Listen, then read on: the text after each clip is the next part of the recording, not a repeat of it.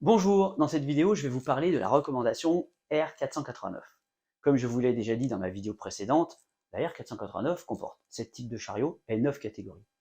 Mais dans notre activité, que ce soit en entrepôt ou en magasin d'ailleurs, nous utilisons principalement 4 catégories de chariots sur 3 types.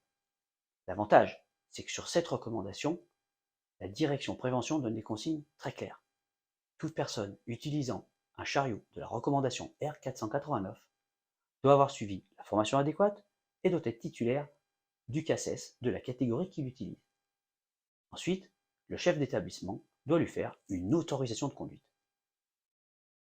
Tout ce que je viens de vous dire, c'est ni plus ni moins que du code du travail ou d'une réglementation s'y afférente.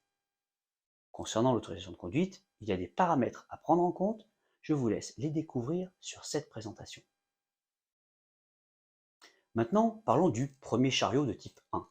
Avec ce chariot, nous retrouvons deux catégories. La catégorie 1A, qui sont des chariots dont la levée n'excède pas 1,20 m, et la catégorie 1B, qui sont tous les autres chariots qui ont une levée supérieure à 1,20 m.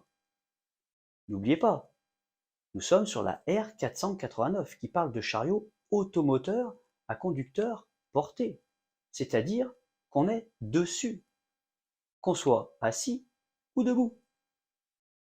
Pour la formation sur ce type de chariot, vous rapprochez du centre de formation et de compétences avec les éléments suivants.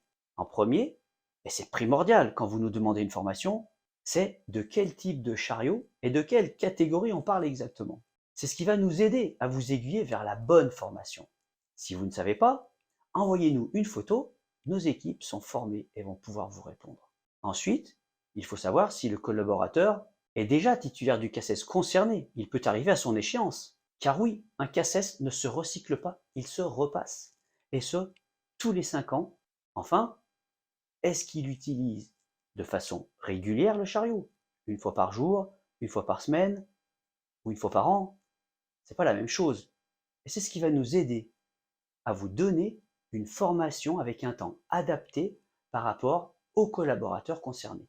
Et puis, pour conclure, maîtrise-t-il les bases de français et de mathématiques? Ça va nous permettre, dans le cas contraire, de l'aider à aller passer le CACES avec un accompagnement personnalisé. Toutes ces questions ont un seul et unique but, amener le collaborateur à la réussite. Je vous dis à très bientôt, et si vous avez des questions, n'hésitez pas de commenter les vidéos ou de me les poser via Workplace.